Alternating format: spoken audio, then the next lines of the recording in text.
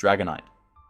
These days, most Dragonites choose to Mega Evolve, gaining immediate threat, working alongside the Pelican, bringing him back to relevance in an interesting new way, as a special boss who presses Hurricane behind multi-scale. But I started wondering, what if we built a champion team designed specifically to bring the classic Dragonite fantasy back? Today's team isn't about supporting 6 different threats, it's about supporting one. Our goal is to surround Dragonite with teammates that create opportunities for it to thrive. That means spreading burns, lowering offensive pressure, disrupting opposing attackers, and setting up screens to make Dragonite incredibly difficult to remove once it starts boosting. Every member of this champion roster has a job, and that job is simple. Make life easier for Dragonite. Most of it is with support, some of it is to remove things that threaten us anyway. To enable this, we're going to work through the team and why everyone is here, starting with Grimmsnarl doing what it does best, and arguably one of the most powerful roles in all of doubles or structured team support. It controls the tempo of the game, sometimes even before Dragonite appears.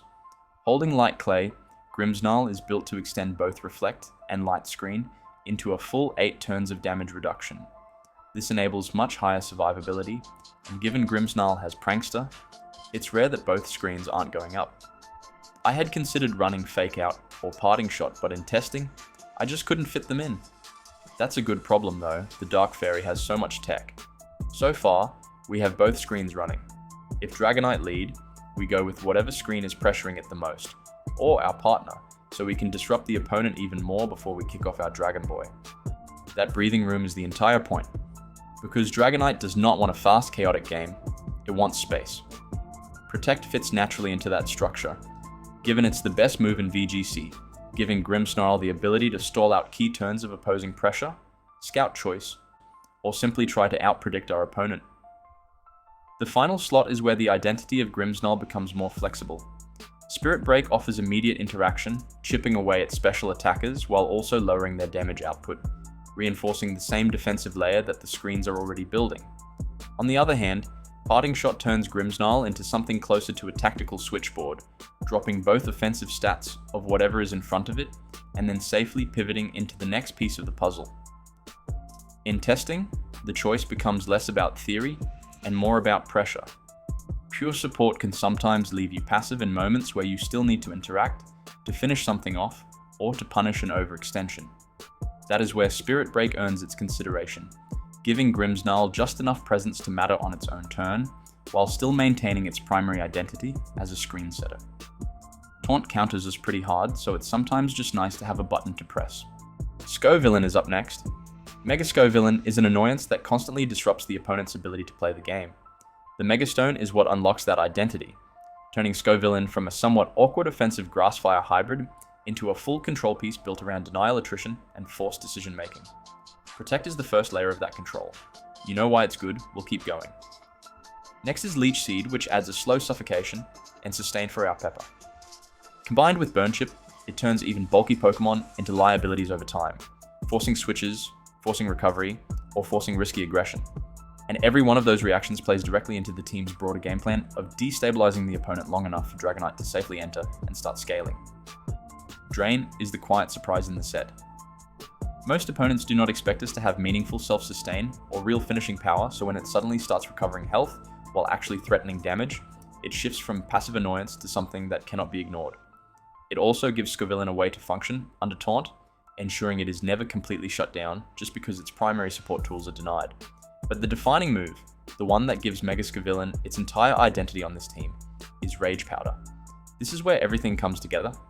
Every attack that would normally target Dragonite or another key piece is dragged onto our Mega instead, and in doing so, the opponent is effectively being asked to waste turns into a Pokemon that is designed to absorb them. Burn damage, Leech Seed Chip, and defensive investment all stack at once, meaning that even when Scovillain is doing nothing on the surface, it is actively draining the opponent's resources, which is what we're all about. The Fish is next. Basque Legion fills a very different kind of role on this team, and it is entirely one-dimensional. Where everything else in this champion build is focused on enabling Dragonite to become the centerpiece, Basque Legion exists for the moments where the game has already moved past that plan. It is the cleaner, and sometimes the emergency reset button when things do not go perfectly. Whether it is cleaning up alongside Dragonite in a coordinated endgame push, or stepping in as the final remaining threat, its job is very simple: finish what is left. The choice Scarf is what gives it that reliability. Not relying on Swift Swim means it is not tied to rain conditions or external setup that may or may not appear in a given match. Instead, our boy is fast on its own terms, and able to jump ahead of most of the unboosted metagame and immediately apply pressure when it hits the field. The trade-off, of course, is locking into moves, but by the time the fish is deployed, the game state is usually clear enough that committing to a line is not really a drawback. Adaptability is what turns that decision-making into real damage. Every stab option becomes significantly more threatening, meaning that even without setup, we force attention. Flip Turn gives it a way to function earlier in the game as well, letting you bring him in, apply chip pressure, and immediately pivot back out while maintaining momentum. Wave Crash represents the raw physical pressure option, when you cannot afford to think in turns and just need something removed or heavily chunked. It becomes the blunt instrument. The recoil is real, but so is the payoff, and in a team built around controlled tempo and decisive swings, that trade often makes sense. Last Respects is basically the same thing. If the big fish is last or second last, we drop a huge Ghost Nuke.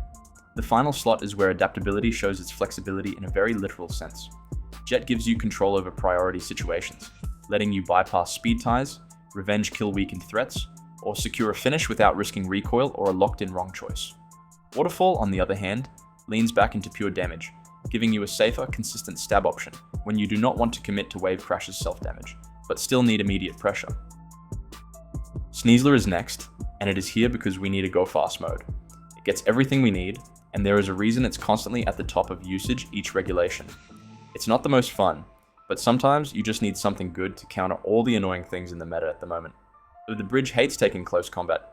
Everything hates being subject to fake out. We run Protect because it's always good, and we run Dire Claw so we have something super fast to annoy all the fairy types that are plaguing us at the moment. Coldengo is second to last, and it's really here to thin the crowd. A huge nuke against a lot of meta threats at the moment. It's designed to delete things that are going to hurt the potential for Dragonite to shine. We have Protect as always, given it's the VGC staple, but we also have Nasty Plot. Given we have so much sustain and disruption, it's not often too difficult to get a huge boost up. If we're in a tight spot though, we can just rely on its stats instead for the offensive moves. We go with Shadow Ball for stab damage and to deal with anything that our steel move can't, which is Golden Ghost's signature move Make It Rain, the giant steel type nuke that lowers our special attack after use. But if we have a boost from Nasty Plot, we can go twice with huge nukes or recover our stats. It's basically a way of us using Explosion without hitting our partner, and we get to keep Golden Go after. Lastly, it's Dragonite itself, which we're bringing back to the golden days with a set-up physical bulky sweeper set that starts with Dragon Dance. A hero of when online battling first started in Generation 4, and still saw plenty of play with the Weather War meta in Generation 5. We use Dragon Dance as many times as we can get away with. One is okay and will bump us up a speed tier. Consider we're bulky with Multiscale and Citrus Berry.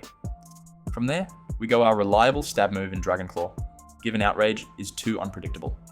We use Waterfall to deal with all the metamons that hate taking a water move, often boosted with how much rain there is in the meta right now. Last move is a hard one. Protect is always valuable. Brick Break to break screens or deal with the bridge, which is everywhere right now. Extreme Speed is great for ensuring we can finish things off.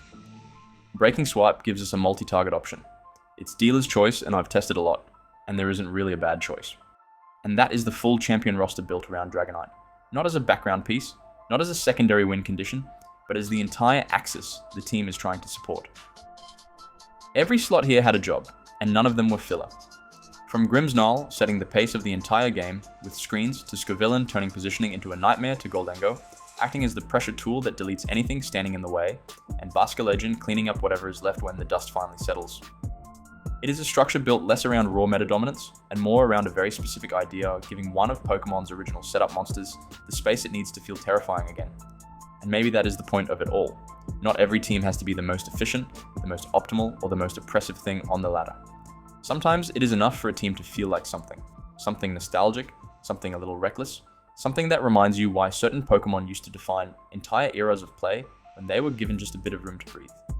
If you enjoyed the breakdown and want to see more teams like this, whether they are built around forgotten win conditions, unusual champion style structures, or just concepts that lean more into creativity than strict meta optimization, then make sure to leave a like on the video and subscribe to the channel. It genuinely helps more than you think, and it lets me keep building these kinds of teams and theory crafting them into something playable and fun. And with that, that is the team. Not the most meta-defining thing you will ever see, probably not even close, but something with a bit of soul behind it. And honestly, that is the part I enjoy building the most. Thanks for watching.